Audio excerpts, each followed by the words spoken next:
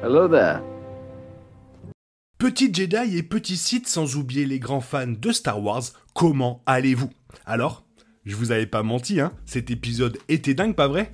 Bref, revenons sur l'avant-dernier épisode de la saison 3 avec tout ce que vous devez savoir sur le Conseil Noir Impérial, et c'est juste après vous avoir souhaité un bon moment.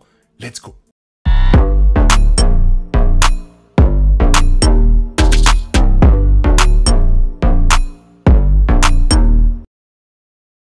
Star Wars a révélé un groupe massivement important dans The Mandalorian, essentiel à l'avenir de la galaxie après la trilogie originale, le Conseil Noir Impérial. Alors que l'on croyait que cet empire s'était effondré après la bataille d'Endor, il a maintenant été révélé que le vestige impérial était plus unifié qu'on ne le croyait à l'origine. De plus, une campagne massive était en cours pour ramener l'Empire bien avant l'aube du Premier Ordre dans les suites. Au début de l'épisode 7, Moff Gideon est confirmé être libéré de l'incarcération de la Nouvelle République et opère dans une installation impériale secrète sur Mandalore. De plus, il rencontre une collection de collègues seigneurs de guerre impériaux via hologramme après avoir conversé avec Elia Kane, son espionne sur Coruscant qui travaille au cœur même de la Nouvelle République. En conséquence, Star Wars confirme le but essentiel de ce Conseil impérial noir et de ses membres clés. Alors que la Nouvelle République croit actuellement que l'Empire a été brisé en petits groupes isolés après la destruction de la deuxième étoile de la mort et la disparition de Palpatine et Vador, la vérité est tout autre. En réalité, un conseil impérial noir a été formé pour assurer la renaissance éventuelle de l'Empire de ses cendres.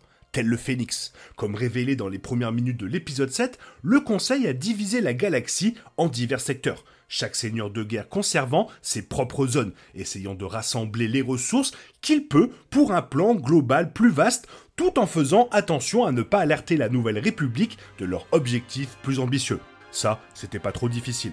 Cependant, il convient de noter que le Conseil impérial noir n'est pas complètement unifié. Les tensions et la méfiance abondent avec des supercheries et de nombreuses manipulations présumées entre chefs de guerre et le suivant.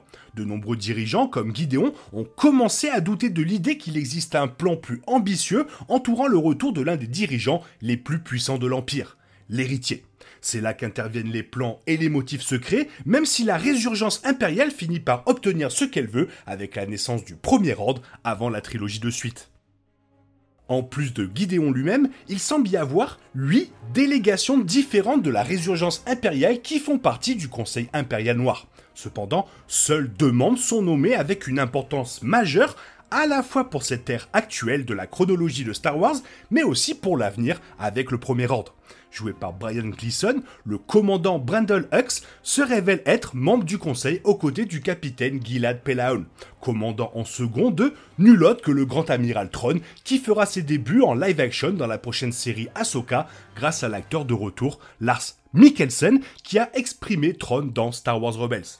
Les 6 autres chefs impériaux sont répertoriés collectivement comme chefs de guerre dans le générique de l'épisode. Ces dirigeants impériaux pourraient être développés davantage en personnages beaucoup plus grands à part entière, peut-être même devenir des seigneurs de guerre canon, tout comme Thrawn et Pellaeon. Par exemple, n'importe lequel d'entre eux pourrait se révéler plus tard être de nouvelles versions canon de personnages de l'ancien univers étendu tels que le Warlord Zinj, Issan, Izard ou Ardus Kain, qui ont tous joué un rôle crucial dans la survie de l'Empire après la bataille d'Endor dans la continuité originale avant Disney.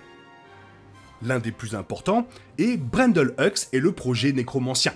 Le père d'Hermitage Hux, un méchant majeur de la trilogie de suite, Brandon Hux semble préparer l'avenir de son fils dans les profondeurs des régions inconnues, travaillant sur quelque chose appelé Project Necromancer qui aurait bénéficié des recherches sur le clonage du Dr Pershing. Combiné avec le commentaire de Brandon selon lequel l'objectif de Necromancer est de fournir un nouveau leadership à la résurgence impériale, il est plus que probable que le projet implique la future résurrection de Palpatine ou de son précurseur suprême, le leader Snoke. Sans surprise, Gideon confirme que Hux est l'un des 2 membres du Conseil Noir qui reçoit l'essentiel des ressources collectives de la résurgence impériale. À cette fin, il convient de noter que Gideon doit réquisitionner les dites ressources de Hux afin de répondre à la menace croissante des Mandaloriens cherchant à récupérer leur monde natal. Bien que cela comprenne un nouveau déploiement d'intercepteurs et de bombardiers TIE, il demande également 3 gardes prétoriens. l'évolution des gardes royaux de Palpatine, vue pour la première fois dans Star Wars Les Derniers Jedi. En conséquence, il est maintenant confirmé que les formidables gardes du corps étaient déjà recrutés et entraînés pour servir le Conseil impérial noir à cette époque, si peu de temps après la bataille d'Endor.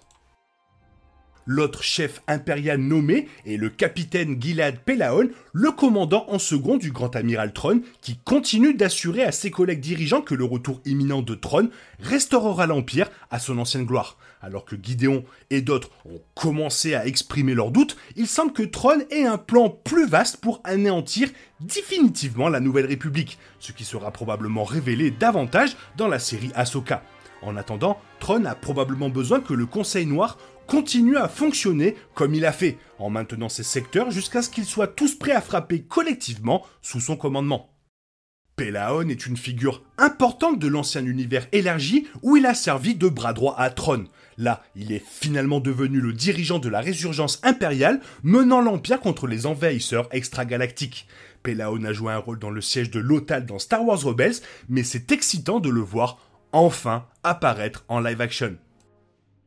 Inversement, l'épisode 7 montre clairement que Moff Gideon se prépare à son propre programme impérial. Non seulement il veut prendre le contrôle du Conseil Noir, mais il a l'intention de le faire en combinant les meilleures parties des clones, des Jedi et des Mandaloriens en une seule armée mortelle sous son seul commandement.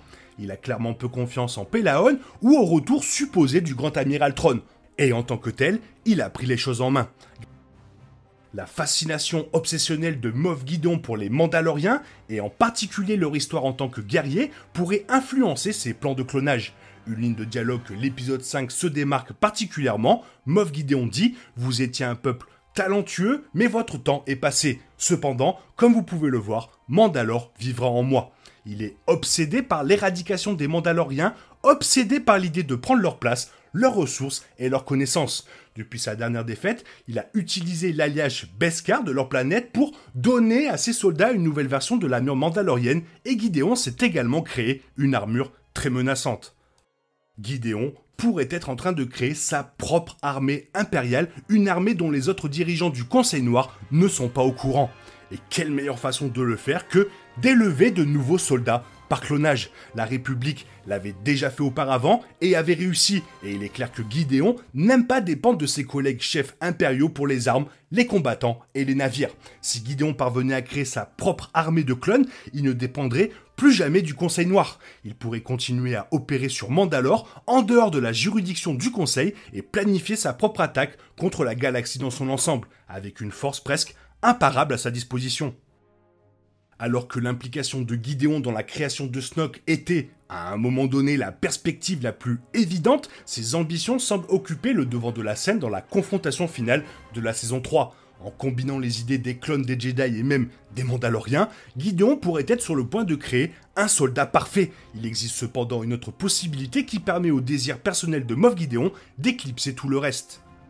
Mais il y a eu des rumeurs pendant un certain temps selon lesquelles Ahsoka pourrait se retrouver face à face avec une armée de Stormtroopers morts-vivants dans sa prochaine émission solo. Et il est possible que Gideon ait un rôle dans leur création. Alors qu'Ahsoka traitera principalement du retour du grand amiral Thrawn, l'épisode 7 vient d'expliquer comment Moff Gideon et Thrawn sont connectés via le Conseil impérial noir. Peut-être que ce que Gideon crée dans ses réservoirs de clonage ne sont pas du tout des clones, mais quelque chose d'encore plus pervers, un moyen de tester si les morts peuvent être ramenés à la vie. Cela serait lié à la création de Snoke et à la résurrection de Palpatine, tout en fournissant un nouvel ennemi terrifiant à combattre pour Ahsoka et ses ennemis.